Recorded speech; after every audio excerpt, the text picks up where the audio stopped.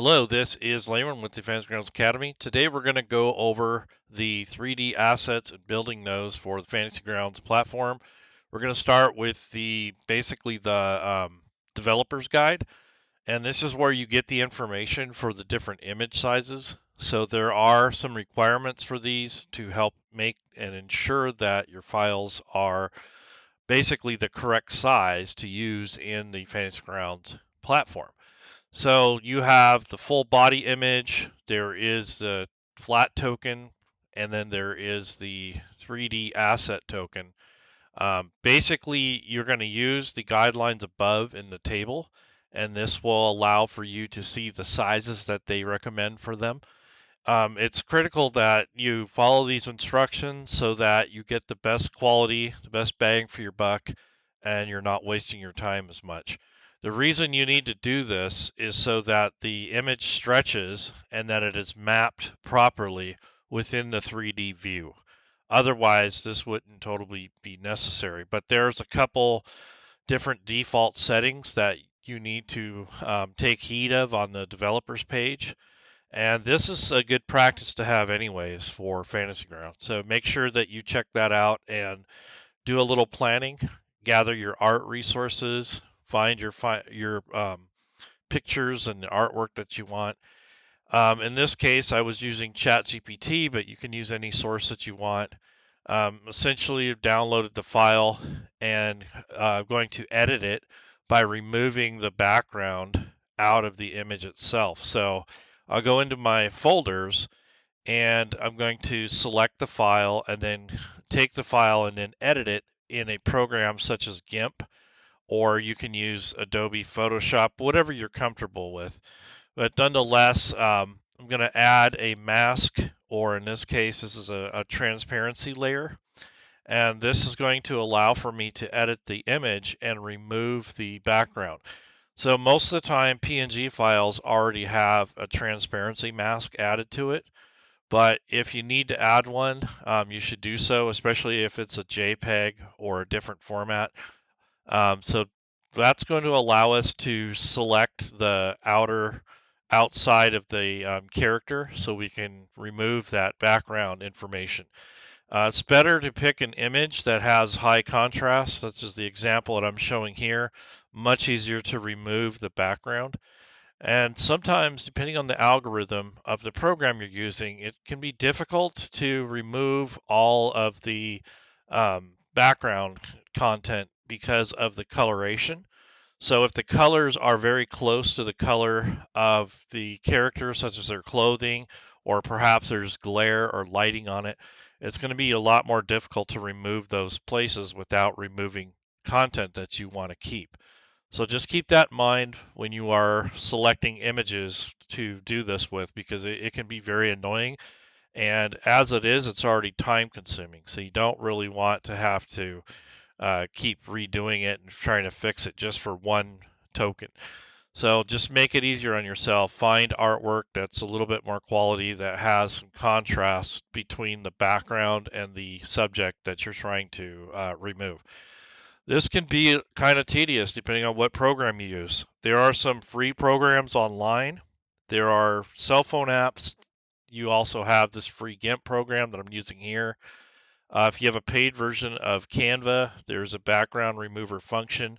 There are lots of different tools you can use for this. I'm just kind of going over the basics, just kind of give you an idea of the type of labor that you go through in order to get these to be more useful in the Fantasy Grounds virtual tabletop platform in regards to the 3D view. So this opens up more opportunities for artists to create content for their favorite VTTs, and also encourage them to try to get them to make stuff for Fantasy Grounds. It's a lot of extra work. I'm not going to lie. This is a very drawn out process sometimes. If you're only doing one, it's not that big of a deal. But if you're doing several of them, or you have a large project, this could take you a few days to get all these things out and get them cleaned up and edited and then change format and all that stuff. So not only do you edit these and take the background out, but you also have to convert them or make sure that they save as a WebP format. That way they can take up less room in Fantasy Grounds, and that's the recommended format is WebP at 75%. And those settings are in the developer's guide that I had showed before this particular instance. And as you can see, it's kind of difficult to remove the white parts from hair or really fine things like chains or straps. So you'll find that it'll remove some of the things you don't want it to. You have to kind of settle on what's important to you and what the scope of your project is. If it's just for your homebrew, it's probably not so much of a hassle. But if it's something commercial and you're having to go through and take all this stuff out, it can be really tedious. So pick your battles, make sure that it's worth your time. Some people won't have time to do all this stuff, so I understand that. I'm only doing this mostly for the community and to kind of show you the process. I'm not doing this for Smiteworks. I'm not doing it for anyone in particular, but I think that I like the people to understand what it takes to go and make this stuff. And this is quite often what we're paying for when we buy content on Fantasy Grounds, is we're paying for a lot of this labor and the work that goes into this. And it can really take some time, and adapting content from a PDF or from a website into Fantasy Grounds is not a cakewalk. It definitely takes some labor, some practice, and patience to do this stuff. So really, I'm just wrapping up editing this image, kind of going around the edges to make sure I got most of the white edges. I don't want that much contrast on the edge. It's okay if there's a little tiny bit, but you don't want too much of it or it'll look kind of hokey. And then it just depends on the scope of your project and what you're doing it for. Like I said, if you're doing it for homebrew stuff and you don't really plan on publishing it or sharing it out with too many people, or you don't have a stream or something like that, it doesn't need to be this meticulous or take this long. Essentially, I changed the sensitivity off and on of the algorithm that selects the background. So that also determines how much of the content that it's going to remove. Sometimes you have to lower it down, make it less aggressive, and other times you have to make it more aggressive, depending on the colors and stuff involved and how complex the image is. So that's what I'm doing here in this picture. And now I'm going to actually save it, export it as a web peep, and this is basically one of the suggestions on the developer's guide. So I'm just going to rename the file at this point as well. You don't want a weird file name like xj372195rq. Something like that would be too hard to remember what it is. So I'm going to make sure that I save this as something that makes sense to me. And when I'm in Fantasy Grounds, it's easy for me to remember or know what it is that I'm calling up in the program. So this one is going to be the Elven Ranger, like a full body shot, or you could say the 3D asset, whatever naming convention you want to make. That is important in the long run, so make sure that you do that. And you can see I'm changing the default 90% to 75% for the export, and that's about all you have to do on the editing side of this is remove the background, rename it, export it, and then that way you're preparing the image to be taken to the next step. So the next step will be to use the developer tool that Smiteworks has created for their developers. So this is the image metadata creator. So that is going to allow for one to map the image for the Fantasy Grounds platform, so that it will look a little bit better when you're moving the camera view around. And that way, if you make it taller or you resize it, it's going to stay proportioned a lot better than just throwing a raw image in there. Because a lot of times when you make an image taller, when you stretch it, it'll actually get wider too. So the remapping of the program will require the metadata to be saved with the actual application and the actual image file. So they should have matching names. You don't want to rename them or change them. And in this part of the video, I'm actually renaming the files, organizing them, putting them in a folder, getting rid of those weird long titles that Fantasy Grounds doesn't like long titles anyways. If you go past a certain character point, it'll error out. It'll get console error messages. So you don't want a file name that's like a gazillion letters and numbers long. And so that's what I'm doing now, is going through and renaming the files so that they line up with your needs and what you're doing in Fantasy Grounds. So it's important to stay organized. So now I'm getting prepared to find an image that I want to do to put in the Roll Advantage token stamp.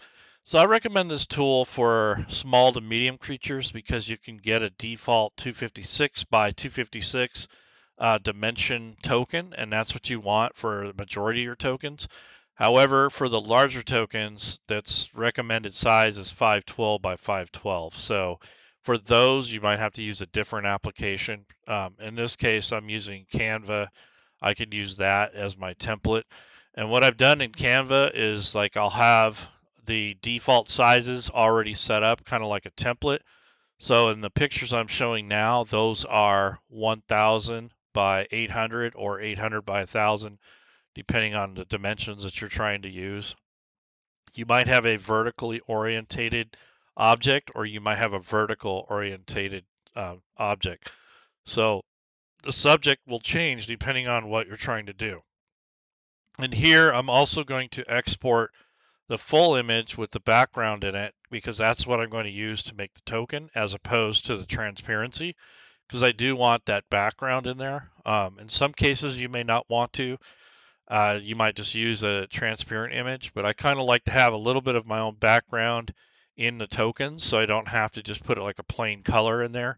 Although sometimes having the contrast behind the token makes it pop a little bit more, and it won't blend in with the background as much. So depends on what you're trying to do and what you're trying to achieve with the tokens. But I tend to like my flat POG tokens to be a little bit more artistic, and then the actual 3D view definitely be a transparency, and then the the main image is going to be a big art piece. So that's kind of what I'm doing, is preparing the image, getting it ready, and then I'm going to convert the images to the correct format. So I just made that token in Roll Advantage token stamp too.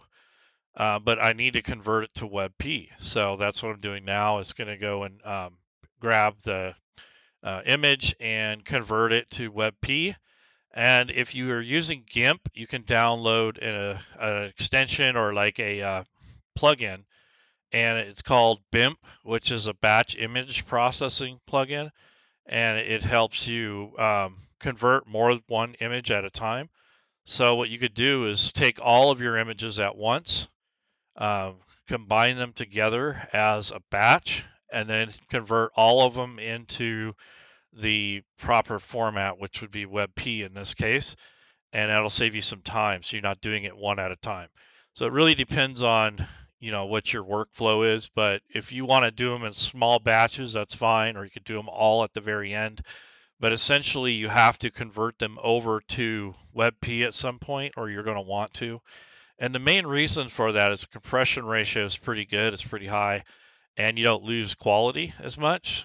And if you have a large project where you're going to have a ton of tokens or in maps or anything like that, it helps to keep the file size down. That way the overall module size or the content size is not overkill.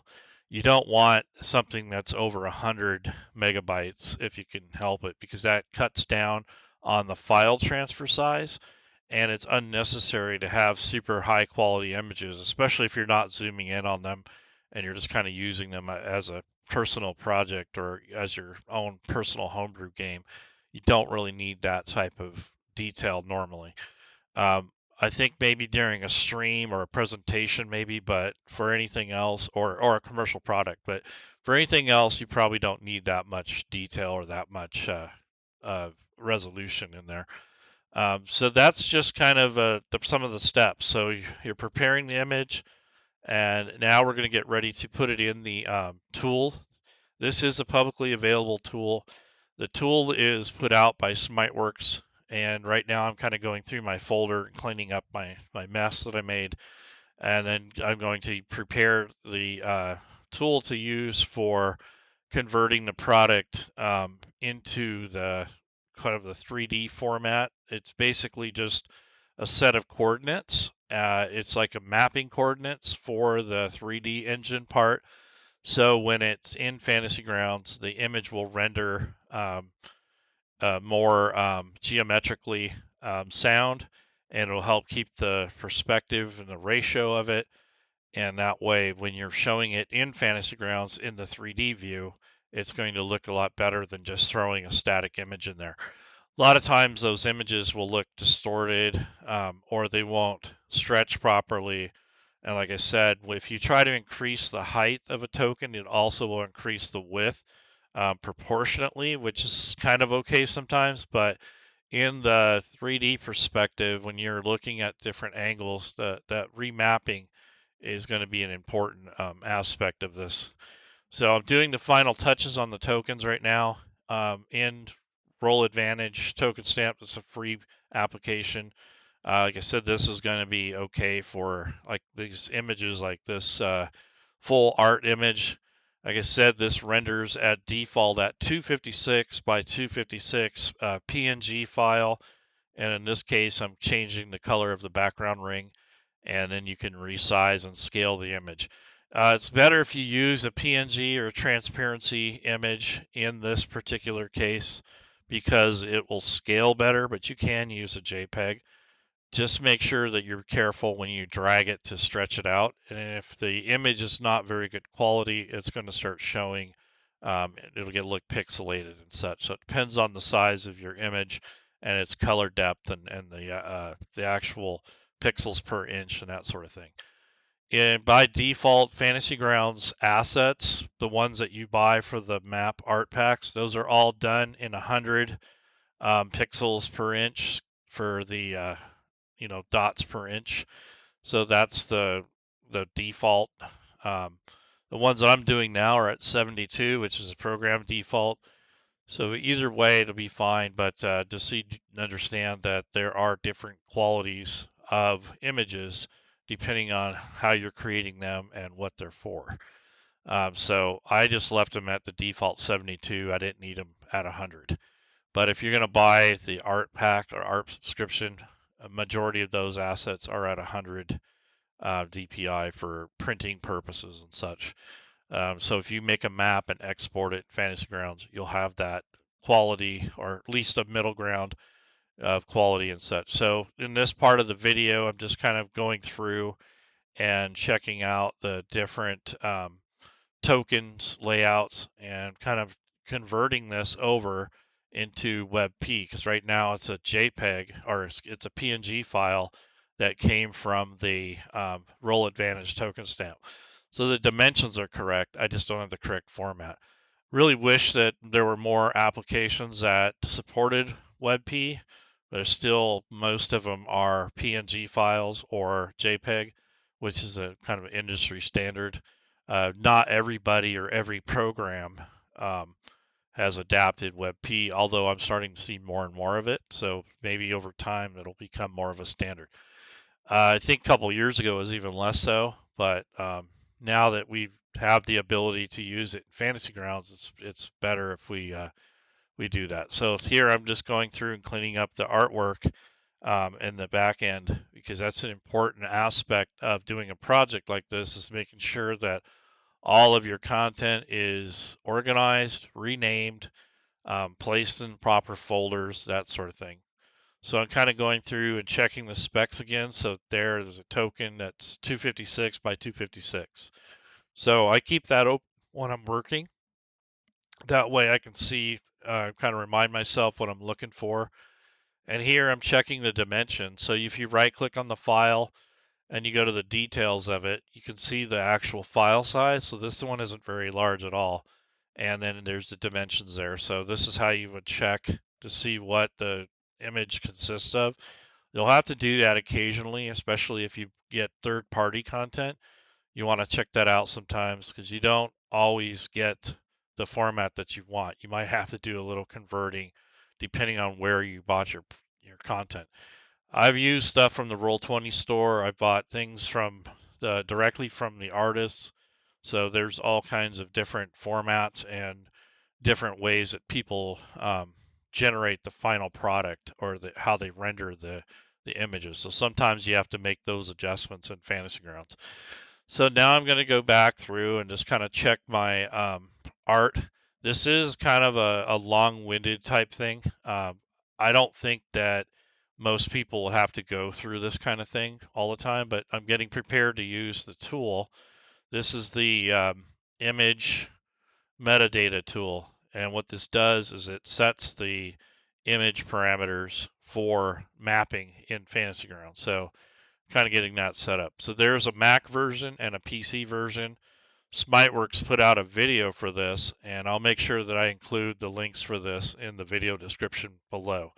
But essentially, this is the tool that they use to create the metadata for the application. So, all right, now I'm just trying to figure out which file to select to generate this metadata. So this is where you're going to set the height and the width and that sort of thing, and the center point, and then you're going to save it as it's going to save as a metadata file. So we'll be seeing that shortly, but basically I'm going through these files and making sure that they're the correct ones. For some reason I lost my preview image in my own Explorer thing. That's because I had turned it off inadvertently. So since this video I've actually turned that back on. I don't know why it got shut off. I think I was trying to optimize the video experience on my end, because I'm having some issues with either overheating or perhaps running out of power. I might have to get a new power supply, but something is making my computer freeze up, especially when using 3D applications and anything intensive. It seems to be locking up. Computer works fine, but when I'm trying to stream, use Fantasy Grounds, and editing and doing all this other stuff, it puts a strain on my computer. I think it's either overheating or perhaps I need a bigger power supply. But I have a fairly new computer, but it has to do with the amount of stuff I'm working on, with the type of stuff I'm doing, and also the applications I'm using. So, I have like 64 gigs of RAM. I think I have a video card of the 3060 series for NVIDIA. So it's not a bad card. It's a couple years old, but it's decent. So at this point now I am taking and allocating the dimensions. So on the right there, this is the measurements. So you start at the top left and then you do the bottom right. So I'm clicking there on the top left quadrant or area. If you think of this as a, top left, bottom right, that's basically what it asks for. So you're kind of setting a zone for it to render. And that's, setting your XY axis. And then this will help determine it. And then in this case, we're going to put the height in. So I'm going to put her in at 5'1" at the most. And then you're going to take and you're going to eventually put in how many squares should it render. So in this case, probably just around 1 instead of 2, because I think she's under 5 feet or right around 5 feet. So it's only going to be one actual cube or one space vertically. So and then now we're going to set the center. So basically the center point for the mapping. So when you have this thing and it's rotating in the Fantasy Grounds, it'll rotate based off the center point. And then you export it as XML data. And then that data, you'll want it to save with the image file. So those two files have to be in the same folder. They have to have the same name. You don't want to rename them or edit them if possible. If you need to, just go back and redo it and save yourself some time and some headaches.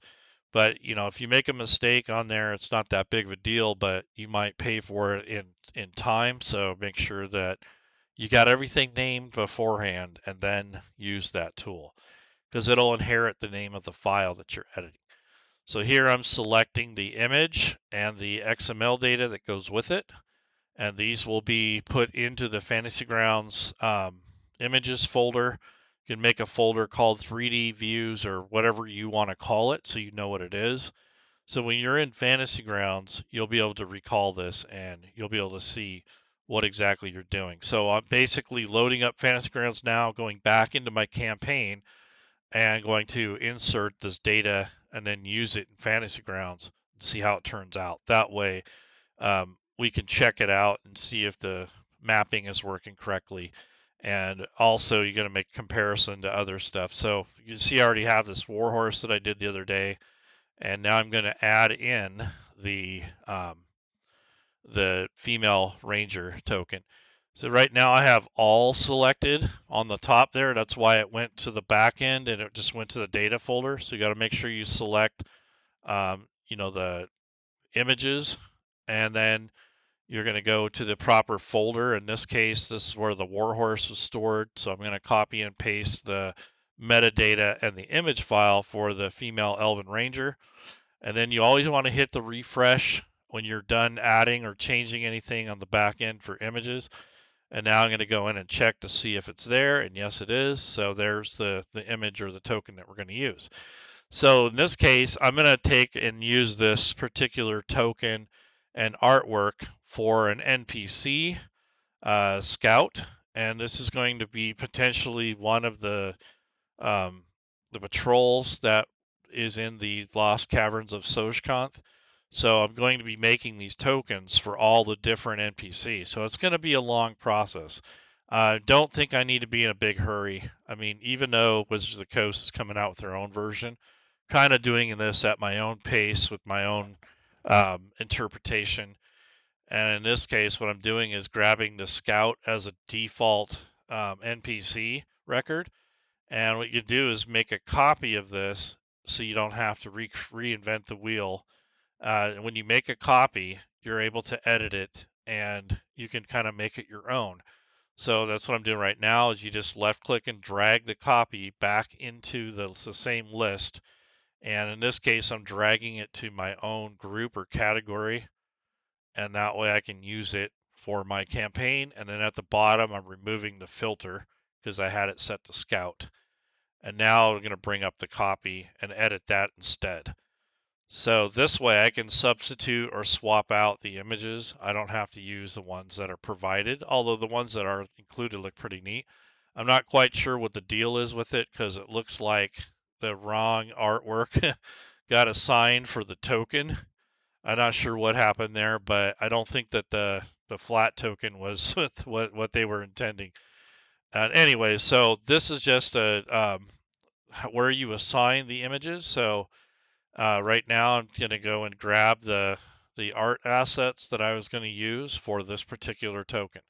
So I make this look like very long-winded, and that's because I'm explaining it and such. But if I wasn't making a video and had to go through all the different steps, it wouldn't take quite as long. But I am trying to show all the different steps, all the different struggles, all those things, because that's the reality of it. I've had comments where people said, "Oh, you could have taken out the file navigation. I didn't need all that." But really I want you to see that because that's where the struggle is, right? That's where the work is. That's where the tedium is. And that's definitely where a lot of people get kind of gun shy or they get pissed off because they don't want to do all the work. But that is the work, is renaming files, moving them, putting them in the right places, getting those into Fantasy Grounds. That's where the work is. And I think you have the right to know that. You should be aware of that and know what you're getting yourself into before you take on a project, especially if it's for a commercial project. So now what I'm doing is checking to make sure that I have it in the correct folders. I'm going to put the token file in the token section of Fantasy Grounds. You don't want to throw that all into one container. You want tokens to be separate from images because they're not the same thing. The tokens will always be on top and they'll always have a place in Fantasy Grounds, and it's kind of your default. And a lot of the content that's already out that doesn't have the 3D view stuff will have at least that base token. and perhaps the full image, depending on what it is and what rule set you're using. But in this case, I'm going to be using the image that I provided, that I created for this particular scene. So I'd like to use that. So I'm trying to make sure that the the images that I had before are purged, and I don't want to necessarily grab the wrong image because there are so many in this case that are close to the same thing. And that's what I'm saying about being organized, is that you can really get confused if you've got too many files or you didn't name them well enough. So it's kind of what I'm struggling with now, is I don't remember what I called those things. So I wanted to verify that I have the correct file. And that's kind of a struggle, and that's something I want you to be aware of, is that you can easily get this all jacked up. So I recommend doing one group of things at a time. So maybe like get all your artwork, download it into a folder, and then edit it, and then size it, and then do it all in big steps, and not onesie twosies if you can help it, because that's where you're going to lose a lot of time. And if you're hell bent on time, and something that's very precious to most of us, you're going to want to find an efficient way to do this type of work. So you can see I got the flat token, got the full body art, and I got the 3D art. So that's kind of what I was trying to show you, the different steps, the different processes, where the stuff goes, the tools that I use, the headaches, the nightmares that you can come across. So now we're going to test it out in Fantasy Grounds. We're going to take a look at what it looks like. So right now I'm bringing up the combat tracker, dragging the scout NPC onto the combat tracker, and I'm going to end up changing the faction to friendly, and then I'm going to open up a map that has basically this warhorse on it already, and it's kind of like a farmland thing. So there's the warhorse that I had done in the previous video. And this is what I was trying to show before I started having technical difficulties on Friday. But I think this video is going to turn a lot better, and it's trimmed down. So originally the video was like 42 minutes long. Now it's only like 32 minutes. So we cut out 10 minutes of BS and file navigation stuff that was unnecessary, or waiting for Fantasy Grounds to load up, that kind of stuff. So that's one benefit of doing videos after the fact, is having the ability to go back and cut some of that stuff out. Although I don't have the time to edit videos, because for every for an hour of video, it's like 2 hours of editing. So this was only a 40-minute video, so it took me at least a half an hour, if not more, to edit it, and then to go back and do the voiceover and all that other stuff. So, if you're someone out there that doesn't like my videos, I don't know what to tell you other than make your own, or find a different source, because I don't have the time to go through and always um, update or fix and edit the videos. I just kind of do them as is. It's all volunteer work. I'm not getting paid or commissioned to do this, really. So, if you want to do something like this, so be it. But I get a lot of pushback from people. Oh, I wish this would have been shorter, or you didn't show this. That was the only thing I wanted. There's not much I can do with that.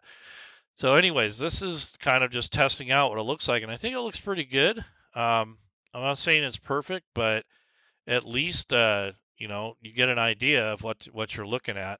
And I think next time I do this, I'll do a comparison of what it looks like if you don't use the XML data as opposed to using it. And I think you'll see the difference in scaling and that sort of thing. So this is just kind of a way to illustrate the process. And right now I'm saving my work because I don't know when Fantasy Grounds is going to save. It's like every 5 minutes. But before I exit, I do that. So you just right click, you go to return to launcher, and then you're back to the end.